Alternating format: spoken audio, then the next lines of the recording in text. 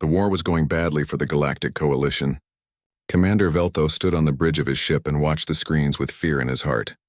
Another defense station had just exploded under the attack of the Vraxel swarm. The insect-like aliens were destroying everything in their path. "Sir, we lost the 7th Fleet," said the communications officer. Her voice was shaking. "That's almost half our ships gone."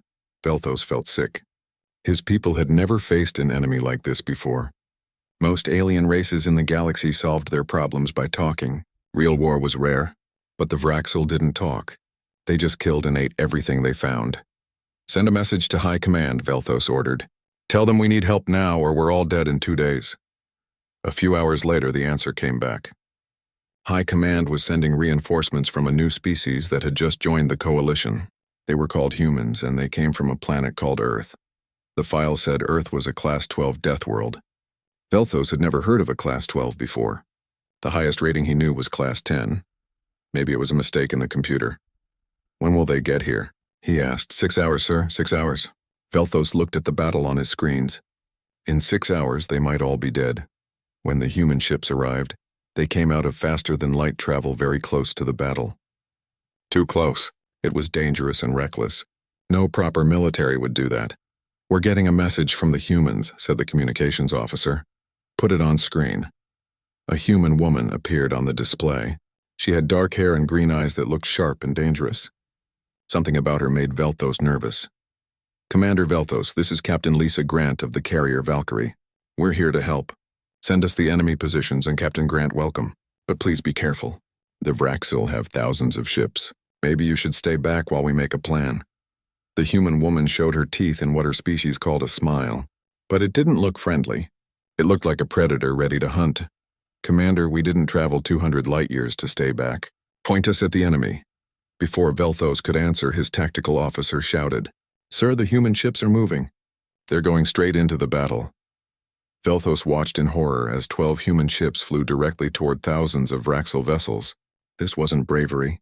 This was suicide. "Captain Grant, please stop. You're outnumbered. You'll die." The human captain's face didn't change. "Commander, you asked for help. Let us help." The first human ship to fight was called the Warhammer. It charged into the Vraxel formation like a knife cutting through flesh. Its weapons fired with terrible power. Coalition weapons were designed to disable enemy ships without killing too many. Human weapons were designed to destroy completely. Metal bullets moving at incredible speed punched through Vraxel ships, tearing them apart. Missiles overwhelmed the enemy defenses. When the Vraxel tried to board the Warhammer, the human ship simply turned and burned them with its engine fire. "By the ancestors," Velthos whispered. "What are these creatures?" His tactical officer stared at his screen in shock. "Sir, the Warhammer just destroyed 63 enemy ships in less than a minute. Their weapons are stronger than anything we have." More human ships joined the battle. What happened next was like nothing Velthos had ever seen. The humans fought with organized brutality. They used gravity as a weapon, pulling Vraxel ships into crushing forces. They used mines that released tiny metal pieces that cut through everything. One human ship, the Valkyrie, launched small fighter craft. Velthos had seen fighters before, but these were different. They moved in ways that should have killed the pilots inside. They pulled turns and spins that created forces 3 or 4 times what was safe. But the human pilots kept flying, kept shooting, kept killing. "How are their pilots still alive?" asked the medical officer. "Those forces should crush them." "I don't know," Velthos said quietly. A huge Vraxil battlecruiser turned toward the human destroyer. Its weapons, strong enough to melt through Coalition shields in seconds, fired at the Warhammer. The human ship took the hits. Its armor burned and peeled away, but it didn't run. Instead, it flew straight at the battlecruiser. "They're going to crash into it," Velthos said. But at the last second, the Warhammer fired all its torpedoes and spun away. The torpedoes hit the battlecruiser and exploded inside it. The massive Vraxil ship broke into pieces. The Warhammer came out of the explosion, damaged and leaking air, but still firing its weapons. Captain Grant's voice came over the communication system. "All human ships move forward. Show them why Earth doesn't lose." The human pilots started talking to each other. Velthos heard them working together with calm efficiency. "Raptor 3, you have 6 enemies behind you." "I see them, Hawk 7. Breaking left now. Viper Squadron, form up. We're attacking the hive ship." A young human voice came through. This is Lieutenant Jake Murphy. Beginning attack on the hive ship. Watch for their defenses. Velthos watched as 24 human fighters flew toward the massive Vraxil hive ship. The hive ship was 3 kilometers long and carried thousands of smaller attack craft. Its defenses opened fire, filling space with deadly plasma and projectiles. 3 human fighters exploded, then 2 more. But the rest kept coming, dodging through the defensive fire with impossible skill. They launched their torpedoes in perfect coordination, overwhelming the hive ship's armor. Explosions rippled across the huge vessel as the human weapons found critical systems. "The hive ship is dying," said the tactical officer. "It's breaking apart." The human fighters escaped as the massive ship exploded. But Velthos felt no joy. 5 pilots had died in that attack, and the humans had done it without hesitation. "They're willing to die," Velthos said quietly. "They attack even when they know some of them won't come back." His second officer looked at him with wide eyes. "What kind of species does this?" For 3 hours, the human fleet cut through the Vraxil forces like a hot blade through ice. They didn't stop to help damaged ships or recover dead pilots. Every loss was honored with a moment of silence on the communication channels. And then they fought even harder. Captain Grant led the assault with a calm voice that never wavered, even when her own ship was badly damaged. "Valkyrie to all coalition forces, we're breaking their command. When we destroy their queen ship, the swarm will fall apart. All weapons on these coordinates." Velthos ordered his remaining ships to help the human attack. Together, they focused all their firepower on a massive bioship at the center of the Vraxil formation. This queen ship controlled millions of Vraxil across many star systems. The Valkyrie led the charge, taking hit after hit as it pushed through the defensive screen. Its armor was broken in many places, and Velthos could see fires burning inside through the holes in the hull. "Captain Grant, your ship is dying. You need to retreat." "No, Commander. We're almost there." 2 human cruisers moved next to the Valkyrie, protecting it with their shields. One of them, the Independence, took a direct hit that cut it in half. The ship broke apart, killing everyone inside. "Independence is gone," someone said on the human channel. "Honor their sacrifice," Captain Grant replied. "Fire everything." The combined firepower of human and coalition fleets hit the queen ship. For a moment it seemed like the massive bioship would survive. Its living armor grew back almost as fast as it was destroyed. Then the Valkyrie fired its main weapon. A solid piece of metal, moving at nearly the speed of light, hit the queen ship's core. The impact released energy like a nuclear explosion. The queen ship's brain shattered, and the massive vessel began to die. Across the battlefield, the Vraxil forces stopped working together. Without their queen's control, they became confused, attacking randomly or running away. The human fighters chased them without mercy. Velthos sat back in his chair, his body shaking. They had won. Against impossible odds, they had won. And it was all because of the humans. "Open a channel to Captain Grant," he ordered. The human captain appeared on his screen. Her face was dirty with smoke, and she had a cut above her eye that was bleeding. Behind her, crew members were fighting fires and sealing holes in the hull. "Captain Grant, on behalf of the Galactic Coalition, I thank you. You saved us all." The human smiled again. This time Velthos understood it better. It wasn't cruelty. It was determination. The will to do whatever was needed to protect others. "Commander, we're happy to help. That's what allies do." She paused, listening to someone speaking to her through an earpiece.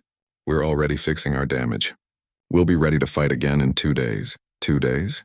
"Captain, your ship is badly damaged. Repairs should take weeks or months." "Commander, we're humans. We don't have months. There are more Vraxil out there and more people who need help. We'll patch the holes, fix what we can, and get back in the fight." Velthos felt something change in his understanding. The humans hadn't just come to fight one battle. They were here for the whole war. And for the first time since the Vraxil invasion began, he felt something he hadn't felt in a long time. Hope. The battle was over, but Captain Lisa Grant knew the war had just begun. As repair crews worked on the Valkyrie, she stood in the observation room looking out at the remains of destroyed ships floating in space. Each piece represented lives lost, both human and alien. The door opened behind her. Commander Velthos entered, moving carefully. The alien was tall and thin, with scales that changed colors based on his feelings. Right now they were showing deep blue and purple colors. "Captain Grant, I hope I'm not bothering you." "Not at all, Commander. Please come in." She pointed at the window. Quite a view. Velthos walked closer, his eyes growing wide as he looked at the battlefield. I've been watching the recordings of the battle. Your tactics, your weapons, the way your people fight. Everything is so different from what we know. Different how? The alien scales rippled. Aggressive. Brutal even, but also very effective. He turned to face her. I need to understand, Captain. The file said your world is a Class 12 death world. I've never heard of such a thing. What does it mean? Lisa thought about her answer carefully. She had been trained on how to explain Earth to aliens who came from safer worlds. But after today, maybe Velthos deserved the truth. Earth is a dangerous place, Commander. Our planet has extreme weather, deadly animals, and diseases that have killed millions of us throughout history. We evolved to survive in a world that was always trying to kill us. But many species face challenges on their homeworlds. Not like Earth, Lisa said quietly. Commander, what's the gravity on your homeworld? 0.73 standard. Earth is 1.02 standard. We're one of the heaviest gravity worlds in the Coalition. Velthos's scales showed surprise. But you move so easily. I thought your gravity was like ours. We're used to it. Our bones are thicker, our muscles stronger. That's why our pilots can handle forces that would kill most species. We've been training against our planet's gravity our whole lives. The alien was silent for a moment, thinking about this. What else? Our world has more oxygen in the air than most habitable planets. It makes us energetic, even aggressive. We heal faster than most species because our bodies are always fighting off infections and fixing damage. We have to. Earth is full of bacteria and viruses that change quickly.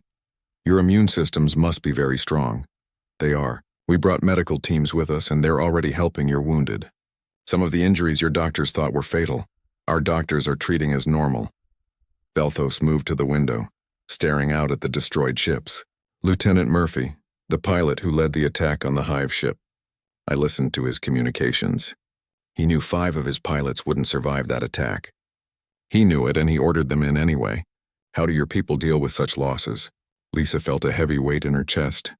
She thought of Jake Murphy, only 23 years old, now carrying the burden of decisions that would haunt him forever. If he survived this war, we remember them, Commander. We honor what they did, and we make sure it means something. But doesn't it break you? All that death, all that violence? Sometimes, Lisa admitted.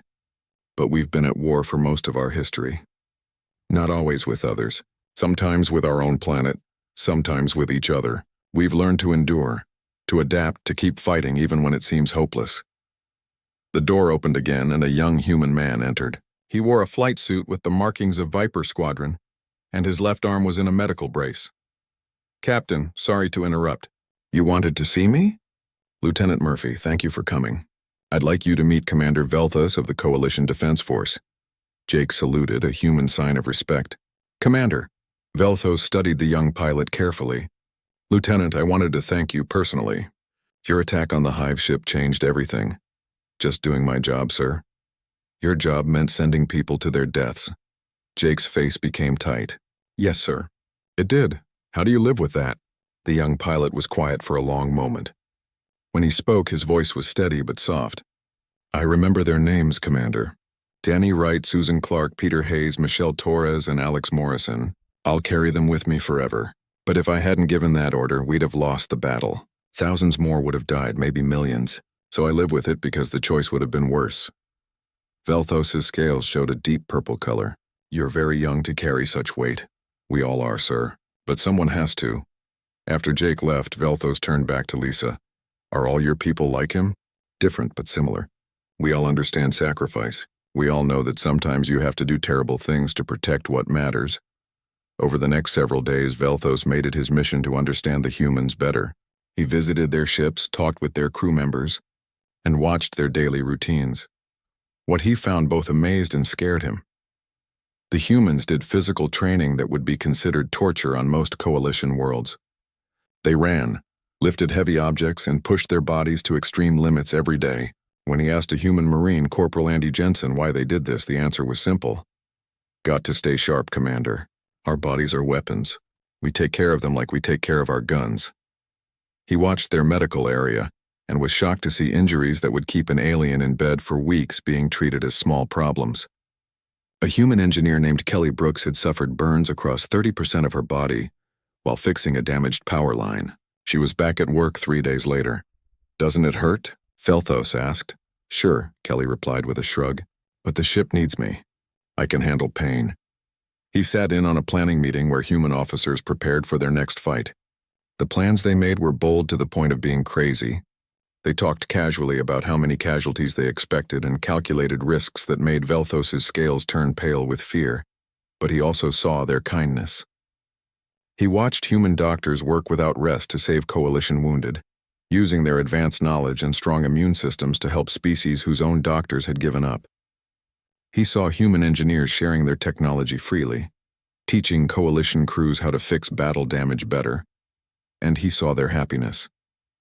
Despite the horror of war, the humans found moments of joy. They ate meals together, told stories, played games. They laughed in the face of death, not because they didn't fear it, but because they refused to let it control them. One evening, Velthos found himself in the Valkyrie's recreation area.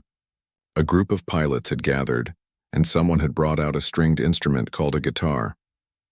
They were singing songs, some sad, some uplifting, all carrying the weight of their shared experience. Lieutenant Murphy was there, his voice joining the others in a haunting melody about fallen friends and distant homes. When the song ended, there was a moment of silence, and then someone started another song, this one faster and more defiant. Velthos walked over to Captain Grant, who was watching from the doorway. "They've lost so many," he said. "The Independents, 5 fighters, hundreds of crew, and yet they sing." "It's how we cope," Lisa explained. "We mourn, we remember, and then we keep living. Because if we don't, then what was the point of their sacrifice? I think I'm beginning to understand why your people are the way they are. Earth made you hard because it had to. You survived because you were willing to pay the price." "Every time," Lisa confirmed. "Earth taught us that survival isn't free. You fight for it, you bleed for it, and sometimes you die for it. But you never give up." A week later, Coalition High Command sent a group to meet with the human fleet. They wanted to understand these new allies, these Deathworlders who had turned a losing war around in just hours.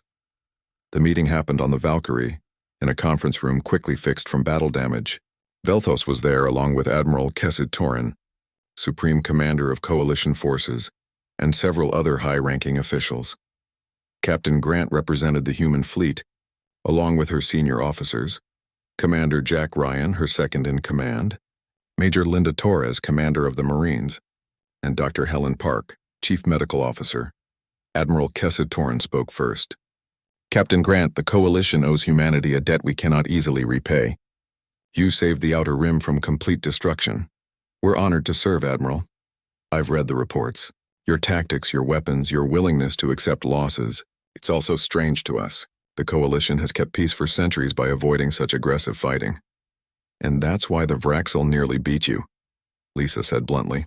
"Admiral, with respect, you weren't ready for an enemy that doesn't value peace. The Vraxel only understand strength," one of the other delegates spoke up. "Captain, some of us are worried about your species joining the Coalition. Your violent nature, your history of war, these are troubling things." Major Torres leaned forward, her face hardening.